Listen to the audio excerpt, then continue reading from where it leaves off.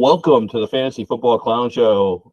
I'm the Fantasy Clown along with Trader Dan. We're just kind of breaking down week four, and actually at this point ready to preview week 5, and we're kind of watching the game in the background as we're taping the show tonight on Thursday.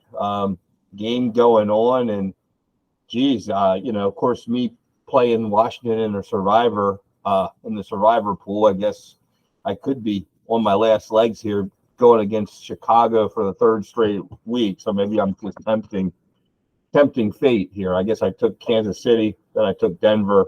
Now I've taken Washington. So I'm kind of going against Chicago here 3 weeks in a row.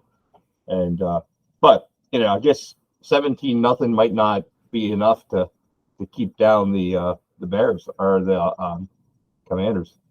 What do you think, Dan? Do you think there's a comeback in the future? Or do you think they're going to shut them out? Well, Washington's playing at home, so that's going to help. But, I mean, they got to figure out something for DJ Moore, or this game's going to be over at halftime. in short order, right? Well, just for the record, I did tell you to go with the Lions this weekend. You did. I looked and saw that they play the Bears a couple times later in the year, so maybe that was on my mind. But we did talk a little bit about it, and I guess to look back at some of the things that happened, and I was looking at quarterbacks. It looks like as we're here on Thursday, things are starting to materialize and look pretty. We kind of know what's happening. It looks like Kenny Pickett practicing full. So I had him on the notes here to talk about him, whether he was going to start. But if anybody put some money on Mitch Trubisky, that seems to be, not money well spent. So sometimes I think, I don't know. I don't spend a lot in week 5, week 4, week 3, week 2. I don't tend to spend a lot of fab money because I guess I'm not sure that difference maker necessarily. We know who that difference maker is. Do you find yourself spending money on fab? Not big money. I mean, I'll try to grab a guy for a couple bucks if I feel like, I just don't want him to go cheap. But I do that. But no. I was in the league and I seen the Connor Hayward one for $28 this week, and I'm like, I mean, it just don't seem right. Pittsburgh can go any direction. Pickett's hurt, Darnell Washington's still there, and like I don't know. We'll see, but it wasn't enough money for me to spend. So, well, I find that I single digit dollar bid on stuff, just to kind of let people know that I'm paying attention and I'm bidding, but I try not to bid. I want to kind of come out of week, at least to go into the buys with one of the most of the active people. I want to have the most money. So I guess, obviously there's nobody, they're not spending any money, then I might not have as much more money than them, but probably those people aren't going to be bidding against me in week 10 when there's a player. But I try to put myself in a position for when it's crunch time, to really utilize the situation. As the game started tonight, I noticed I'm playing Sam Howell in a league. But one of the funny things that I found was that Sam Howell is in the super flex. Do you when you set your lineups, do you make sure that you put your earliest players in the spots that are the most stringent? Do you set your lineup to make sure that, like, if I have Sam Howell playing tonight and I have Pat Mahomes is now my super flex this week, and Sam Howell is my quarterback, because if something happens to Pat Mahomes, he misses the plane or something. I don't know. I want to be able to put somebody in there. Anything can happen. And actually, I started doing that during COVID. That's kind of how I first caught on to it, and so that I had a little bit of flexibility. But I would move Howell out of your super flex, put him in your quarterback spot, roll Mahomes into your super flex. God forbid anything happens. You know what I mean? It's not as big of a deal. But I saw I have DJ Moore and a couple playing against me in some flex spots, and I'm like, geez, they're not playing their receivers, they're playing their flexes, and one of the guys I noticed, he doesn't actually have any receivers on his bench. So if God forbid something happens to his 3 receivers, and it's there. So anyway, that was just kind of another thing that I was just like, wow, maybe I'm the only person that does that, but it sounds like you do that as well. Oh yeah, no. Yeah.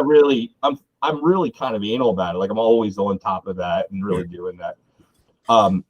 Yeah. So I guess that's we're gonna jump into some trades. I made 3 this week, so I thought it might be nice for you to kind of give me some idea of your just initial thoughts of them. And this one, I really want to get to know what you think of it because of who's playing tonight. And what's even funnier about this, I'm playing this guy today. So I almost won. Well, go ahead. Tell me what you think of the trade. We'll just lay that out there. It was obviously after. No, it was before Sunday. So it was before week 4 happened. So we didn't know that Pickett. We knew Pickett was struggling. Didn't know Pickett was hurt. That's what we know.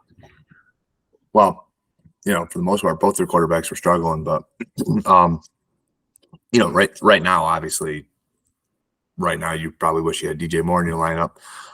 But when I saw the trade at first, when I saw it go through, I like Pickens. I just don't know if the volume share is there yet for him. I think the talent's there. And you thought maybe with Deontay Johnson going out that he would be the guy, like just hammering targets, and it hasn't really kind of materialized to that. And then I know you've always been a pretty big fan of DJ Moore, and I kind of never really was a huge fan of him. But when I get looking at his production, he's consistent. He once he gets targets, he's consistent. And I think 3 years from now, you're going to be happy you have Pickens and DJ Moore. But I think if you are looking to go for a championship this year, I think you're going to wish that you had DJ Moore. But if it's more of a building, hey, I'm looking towards, 2 years from now where my team's going to be, I can't see how Pickens isn't going to be a premier receiver for Pittsburgh.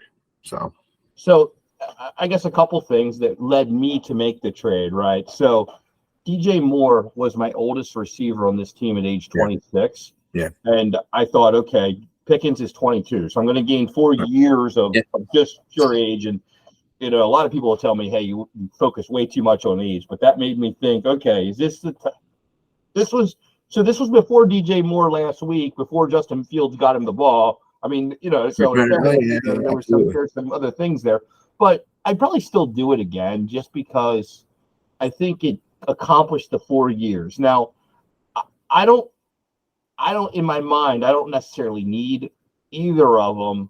I just need one of them, if that makes any sense. So I have Pittman, Olave, Ayuk, Skylar Moore, Wan'Dale Robinson, kind of all starting.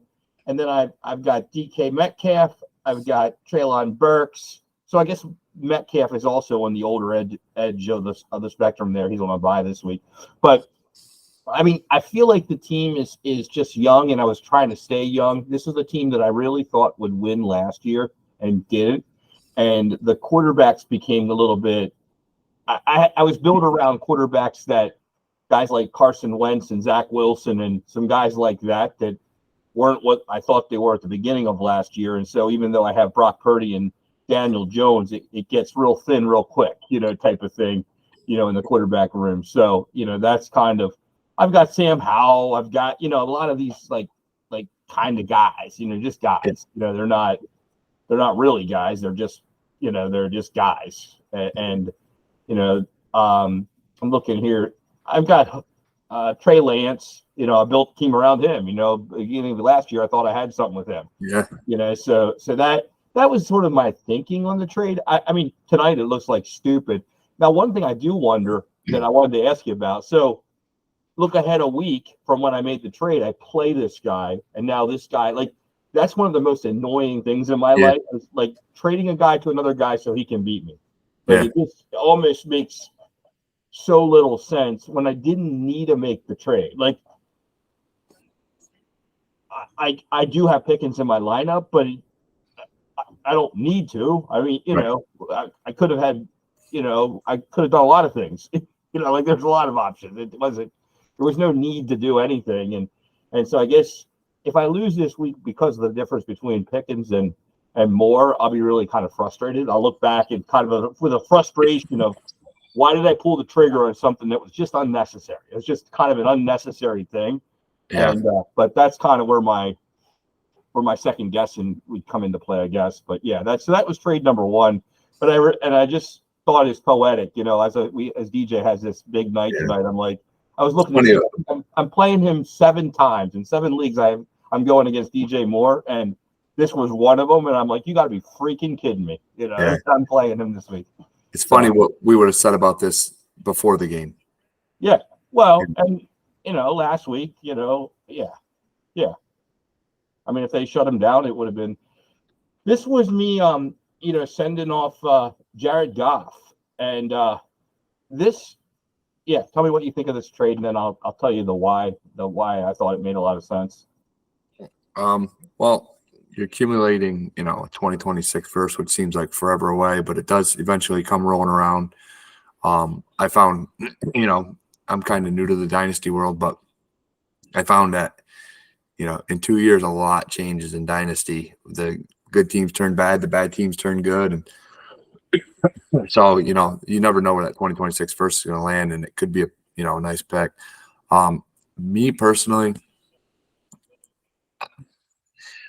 I just can't come to like Howell. I don't know what it is about the guy. I think he's a good football player. I don't know. For some reason, I just feel like at the end of the year, when it's all said and done, Washington, one way or the other, just goes a separate way in quarterback. And so accumulating Howell does help, obviously, for this year. I think if he can – I got him as my second quarterback in one of my leagues, and I'm 3-1. And I traded Goff away in that league, thinking I'm rebuilding, and I end up getting 2 firsts and Zay Flowers for him. So I don't think you're far off, because I think Sam Howell's worth the first. A late first or whatever. So you're in the same boat as we got for Goff. This actually was almost a strategy play more than the players. Mm-hmm. And so this is in the Elite 8A. This was to the team that is now 3-0, won the league last year. So if wins this year, gets the Empire Fund, went to the Final Four. Jared Goff played on Thursday. Points are used, okay, on my team. This is Saturday. I said, we have to make the trade today, which forced him to use Jacoby Brissett as his starter in QB2 for the week, because I have that, and I took away Howell, who he had starting, and he had no other option, so he has to put in Jacoby Brissett. And I said, I won't make the trade after the week. Like, you've got to do it before. So I know you take a 0. He was playing a guy that was 2-1 that I thought legitimately in projections had a shot to beat him, to turn them both 3-1, 3-1. And I thought, while I was 0-3 at the time, I'm like, how can I, it felt like a game play for me to help the league bring something to the league of trying to even it out and try to get this guy a loss. If I can't give him a loss, I thought I could trade him into a loss. Now, he actually was the top point getter in the whole Elite 8 this week. So not only did he wiped the whole thing out, he was the best thing, and he took a 0 at quarterback, because his gamble was, I think Hal's going to do so awful that, because we talked about it, he knew what he was doing. I wanted to make sure that he wasn't going to think, I'm making him take a 0. Like, that's the whole purpose of this. Like, you got to do it today. As we in the Clown Heads do, we have to pay for the year of payment. So I wanted to know, hey, it's $100, it's $110 trade for you. Like, let's understand exactly what we're doing here. Now, the other play of this is I have his 2025 first as well. So I've wiped him out. Like, he's gotta win and stay winning, and he has no picks. Like, I own them all. Like, so now I own his 25 first and second. I don't own his first in 2024, but he doesn't have any of them. And I have every pick in 2024 that he had left. Like, I had already wiped him clean of that. So he basically, his first pick is going to be the 2025 third, and then his 2026 second. Like, that's how he can rebuild the squad. Right. And he's down to Jared Goff, and he probably has another pretty good quarterback, but that's what his quarterback room is, unless Jacoby Brissett comes out of nowhere, or Right. or he gets lucky or somebody bails him out. And I thought, you know what, this helps me obviously build the dynasty, but it also gets me to take a crack at, maybe slowing him down a little bit on the mission here in the early weeks. So it was more of a gameplay. And I don't know, that felt like, I don't want to say I was trying to play smart in the room, but I was trying to Makes sense. my shot at beating him by not playing him, but beating the league by not playing the league, kind of thing. So that was it's you get into week 5, week 6 with a team that can compete. That draft capital is as good as anything. I'm 0-4, so I'm not competing against anything. Right. I'm just building over here. But next year you'll have an extra 2026 first.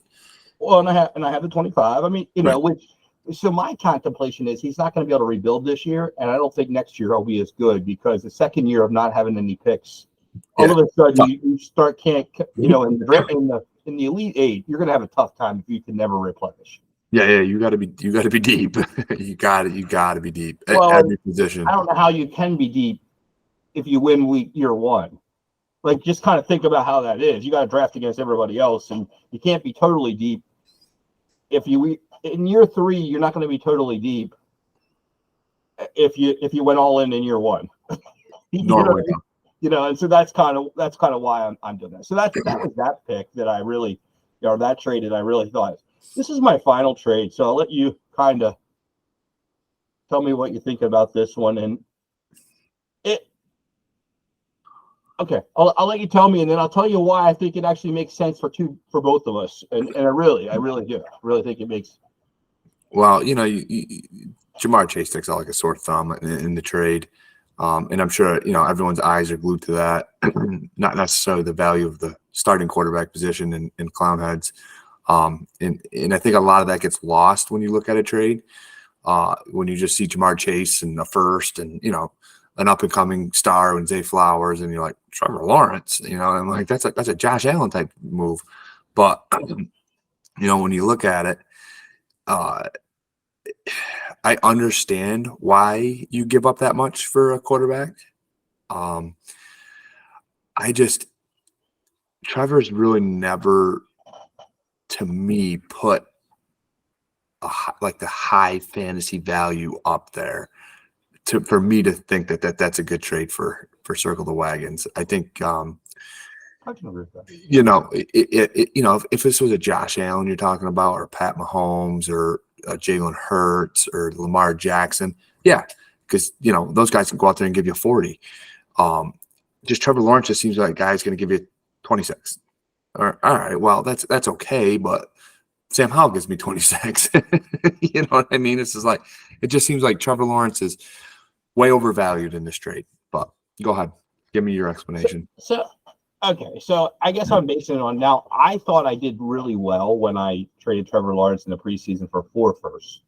I just traded where I got 4 firsts for him, and I thought, okay, I did pretty well there in that trade. I think that was his highest point so far in the last 5 weeks, right? I mean, no, that's probably true. Yeah, absolutely. Now, okay, so I kind of had that in my mind, but now I'm looking at my Clownhead 5 team, which is where this thing came out, and I'm like, what he did that is what I think gets lost sometimes in trades is he crippled me. Like I had I was the number 1 seed last year in Clownhead 5. I didn't win, but I was number 1. Like I had the best record in the regular season, and then I lost. But what he did was just take my best player. And while he gave me some good receiver players that I'm starting, because now Nico Collins is not my number 1 receiver, he's my number 3. While I get that, it does leave me with Brock Purdy and Jimmy G as my quarterbacks, and I've got Daniel Jones hoping that that triumphant of 3 has to take me to a championship, and he just weakened the heck out of me.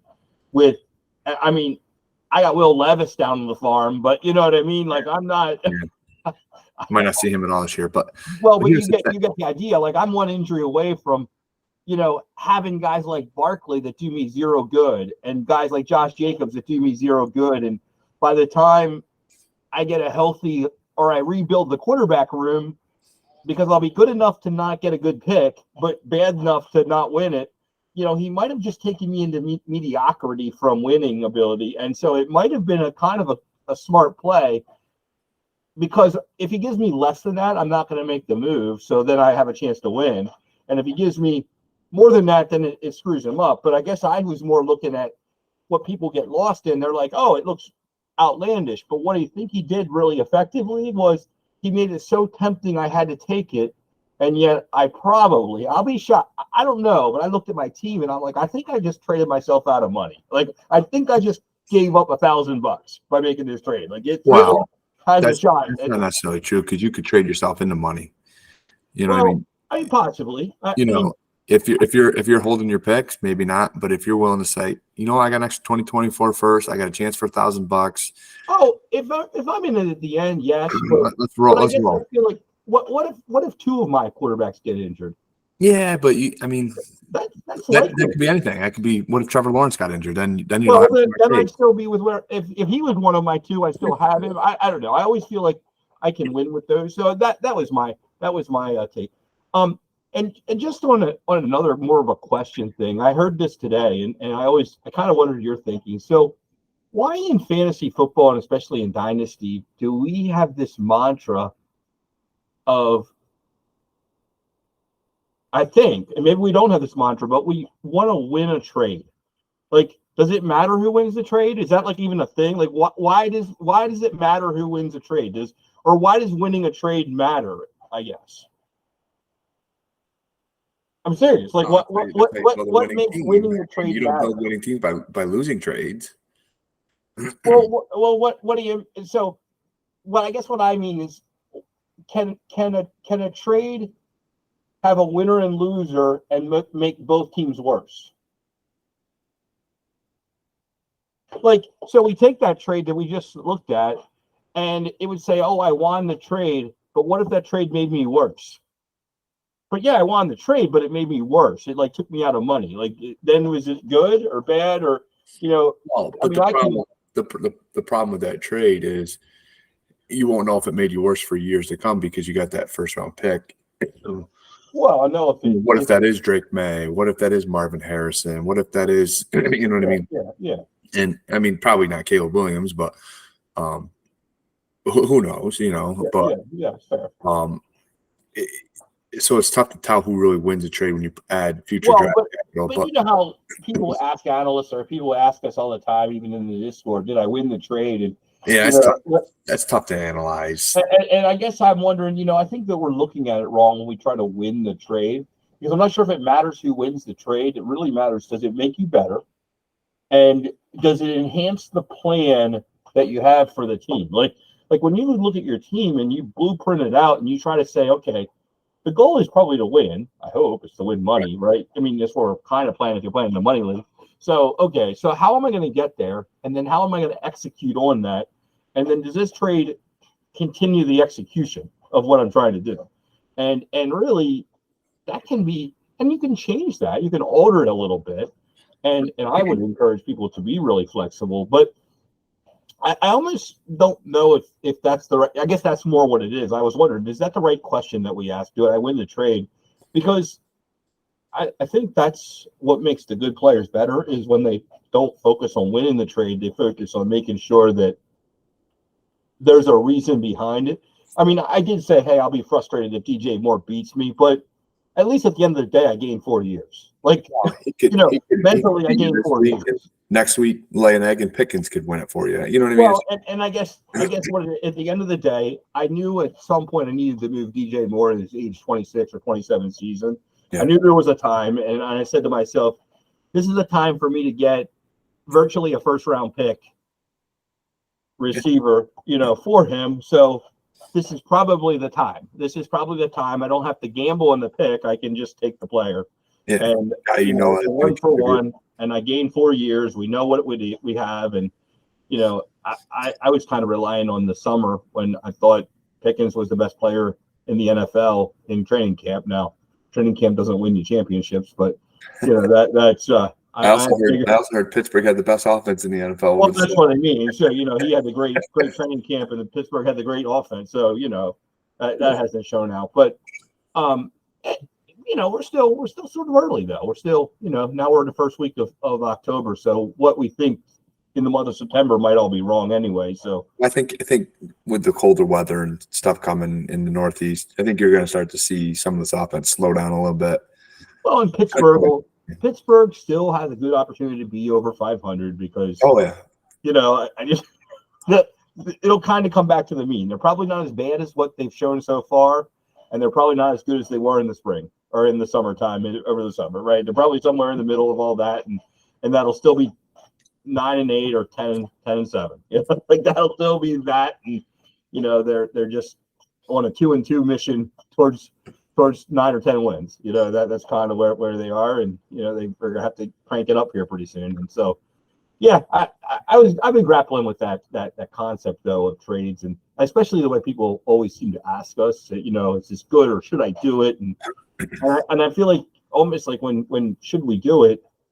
right. You shouldn't do it. Well, it's a buttonhole question because Yeah, I don't know why you want to do it. Like that, I guess I feel like it doesn't matter what I think. Like I guess I don't have that high of an opinion of myself. It doesn't really matter what I think. It matters if you're accomplishing your goal. Like that's what matters.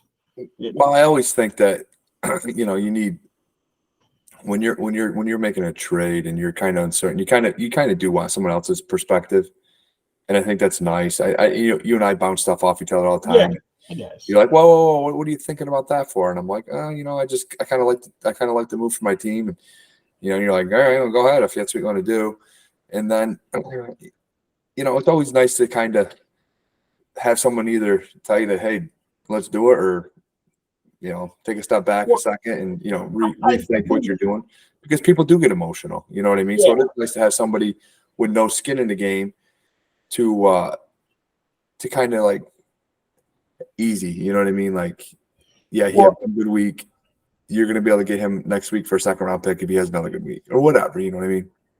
Well, I guess I like it for that, but that's so contextually based. You know what I mean? Like I feel like the question then is like, I think when you come to me with a trade, I kind of say, well, this is my gut, and when you were looking at my trades, that's our gut. But I guess my hope is that you're ready for the why behind what you're doing, because that way, because realistically, if you're convicted about it, it's your conviction that either makes it make sense or doesn't make sense. Like, I think that's what I want you to do. Now, if I can help pull the conviction out of you or get you to, and sometimes I'll be saying I'm thinking about making this trade, and when I'm trying to sell it to you, I'm like, well, this is stupid. Like, as I'm even articulating it out, I'm like, this doesn't make sense. Like, this is just, I'm getting pushed into it, or, because that is one thing that happens sometimes. I outlined that I did a press conference on one of my teams today, which was really kind of fun. And it forced me to really deep dive the team. Like, I really have a good handle on it. And I was kind of playing coach in front of the media almost with presenting my team and where my goals are and where I'm heading with it. And, you start to articulate the why I made all the trades in the last 3 years. I mean, I pulled every trade I made in 3 years in that league. And it was kind of exciting to watch what I did. And I had a trade where I acquired Clyde Edwards-Helaire and I traded away James Conner and a pick. And I'm like, I understood what I was doing back in 2021. Like, as dumb as it kind of looks, I was selling James Conner old age, and I was bringing in this young buck that might be the lead back for the KC Chiefs. Like, he was on the fence whether he was or wasn't. He wasn't awful, but he wasn't great at that point. He was just maybe at that point. And I thought, you know what? Yeah, I have no running backs right now, but I think it made sense. Like, it was a logical move at the time, and it just didn't work out. And I can live with that, but it's hard to live with just dumb trades. Right. Like, just make dumb things, and so it was good. I really enjoyed the kind of, and it really helped me get a grip on that team. So anyway, that's one encouragement, is to deep dive the teams, as well. Like, I thought that was pretty cool. Yeah. So I posted that video, so you guys can all take a look at that. And Dynasty Dogs press conference, that was pretty fun. Man, I got a ton of quarterbacks in that league. Oh my God, they're very annoyed. They're very annoyed in that. Well, if you got Justin Fields, you're looking pretty good right now. I traded Justin Fields in the offseason. I just looked, and What's the score? yeah, 27-3. And I didn't realize I was actually going against Justin Fields, and my client had AE in a league that I really need to come out big with this week. So I did a hedge bet because I played Survivor. I mean, not enough to matter really, but I hedged the Bears plus 10.5 and over 41.5. So I do need a little bit more point juice, but Well, you got 30 right now. yeah, but I need to get over. So I got to get over 41.5. So I got to get to 42. So I need 12 more, a few more scores. But Yeah, right. Maybe we can. Do you think Washington's just awful, or do you think Chicago's just figuring it out? I do think that Chicago's going to let it up in the second half because I think they're going to wear out, and it's going to. Well, I think you'll see a little bit more running. I mean, it's 27-3. I can't. I don't know. Although I didn't expect Justin Fields just to throw another touchdown pass with under 2 minutes left to go in the half. I figured they would run it if they get stopped. Have they given Mooney anything yet, or is Mooney's not doing anything? Who are you looking for, Mooney? Yeah. They went deep to him and he dropped it. So, but I might get beat just off the Just off of Fields, or yeah. I'm playing Fields in a league. Nothing. That's low. Nothing. So he has 4 targets. Holy shit! Jesus. Yeah, and I think it's gonna be tough to scoop a lot of receiving yard. I think it's gonna be a lot of running. And although I tell you what, after the Bears kind of let it go, they probably keep the hammer down. I would think. Yeah, I think they'll run it up to 50 something and then let her eat. That'll be interesting. Well, yeah. Well, I didn't have that game pegged at all. Really didn't have that game pegged at all going that way. No, I thought that Rivera would be prepared. I mean, I kind of listened to his press conference, and I felt like they put the installs in last Thursday. That was interesting. Did I tell you that? That I kind of heard that. So Thursday night games, typically the installs of offense go in the week before, and they just hold back the plays. And like they might, if they put 40 plays in, for offense, and then they rerun a couple that they like, of course, but they might use 30 of them the weekend, and then they'll add the other 10 into, but they'll run through them in pads the week before, because this week of Thursday games there's no pads, so they want to kind of have those plays practiced. And so I thought, well, Rivera's had a lot of Thursday night games in his career, so he's gonna have the team better prepared. That's what it's called. That was the logic behind it, but yeah, that's hey. I hope Justin Fields is taking a break. What was that? I hope Justin Fields takes a break. Well, I did read recently that he's turned the ball over even back to the Ohio State days more than, like, in crucial times, more than any other quarterback or something. Like he does. So I mean, a pick 6 could be in his future. Which yeah, you do something crazy, and that could change the whole dynamic. Washington gets the ball at the half, a pick 6. They get 17. If it's 27-17, then in the early third quarter, and it'll be. I mean, that'll change the dynamic pretty quick, right? I mean, I'm halfway through the third quarter. Yeah. We'll see. I mean, I do think the plus 10.5 for the Bears should be pretty safe, right? That side, the plus 10.5, I should be okay there, right? That would have to be 34.5 unanswered, 35 unanswered would have to happen for that one to not go well. So I got Brian Robinson for over 40 yards. I don't know if he's going to get it. Yeah, I had there was a boost on FanDuel that. Yes, that's what I had. I played that boost. But I was with you. I kind of predicted the game to go a little differently. I figured the Bears would be the ones throwing the ball. Yeah, I thought that's what it was going to be. I thought actually I kind of liked the boost. I thought the boost was pretty good. Odds? You kidding me? Yeah, I thought that was good. But well, anything else before we wrap it up, Dan? With what are you thinking of Jonathan Taylor, Breece Hall? Those are 2 backs that. And it looks like Javonte Williams is going to be back in action this week, right? Is that what I'm hearing? Oh, is he coming back? I wasn't sure about Javante. Yeah, I heard Javonte's coming back. I see Jonathan Taylor today decided that he's in for the rest of the year with the Colts, and they'll talk Well, about I contract think for the he year. kind of sat back and seen what Anthony Richardson has to offer and realizes that they're a pretty good football team. You know what I mean? They're well coached. They compete. He can help the team clearly. Zach Moss is having himself a phenomenal season, and he's nothing compared to what Jonathan Taylor is. So I think if you had told me 2 weeks ago he would have suited up and played for the Colts, I'd have said you're nuts. But it looks like he's going to play. Well, and I'm looking at my 6 Zach Moss shares, or 8, I guess I have. Yeah. And I'm saying 4 of them are in redraft, so that kind of took those down the tubes. And I was kind of thinking, but in fairness, I have no money into any of them, so I guess it was all house money that I was playing with Zach Moss. So I do think that Zach Moss feels like Dalvin Cook to me, to Breece Hall. Like that, it feels like that's how it's going to roll to me. Well, I think Zach Moss, you're going to get at least one more, decent production week. I can't see them rolling out Jonathan Taylor 70% of the snaps.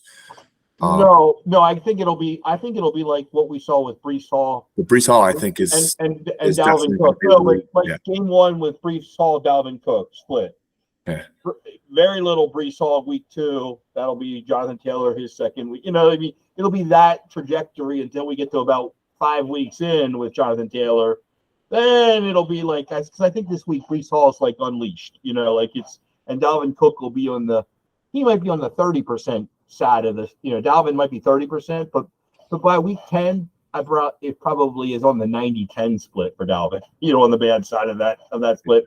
Well, I think that's how Jonathan Taylor, Zach Moss will be. I think it'll start out like this, maybe even 60-40 favor of Moss, and then it'll just kind of slowly, gradually, Taylor, the talent will win. The talent will keep winning, and they'll keep separating it down, and maybe it'll end up with the Chuba Hubbard, Miles Sanders splits. But I think it'll be, and it might follow the same trajectory. I expect that same. I know you're going to laugh when I'm saying this, but I expect that same trajectory with Cam Akers in Madison. I think it's going to split out the same way. The talent will win in the end, and Madison will become the Madison of last year before the end of the year. Like it'll be the same way.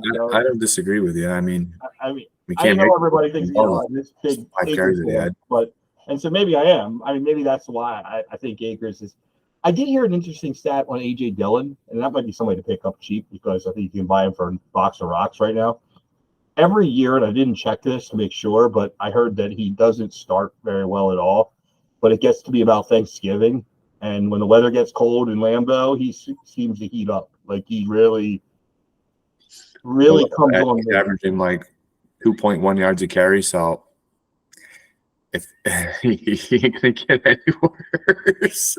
Yeah, but look and see what he did last year and the year before in the early. If he did terrible then and did great late, this is the time to buy, right? You probably ought to buy him for pennies and just soften him up, and then if he could be the replacement for your Zach Moss shares.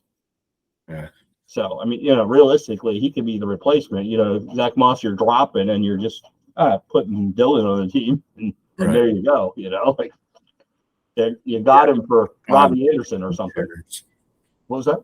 I don't have any AJ Dillon shares. I have like one, but I want to look. I did not. I just heard the stat today, and I thought I want to check it. I like to verify it, and make sure, but it was just an interesting, one-off about how AJ Dillon starts slow every year, and I'm like, oh, I want to look at that, and if it really is the case, then it's worth. I could probably get him for a 3rd-round rookie pick right now. Wouldn't you say? But yeah, yeah, right. I'd probably sling him out there for that. Why not? Yeah, and if he gets into 80-yard carry, 80-yard rushing territory and a touchdown, that handles a lot. That's pretty good for a 3rd-round rookie pick. Like that, if he can get to that part for me, that helps. So yeah. Anyway, all right. Well, we're gonna wrap up Trader Dan. I'm the clown, and we'll say we'll depart for this week, and we'll be back at you week 5. Good night, guys.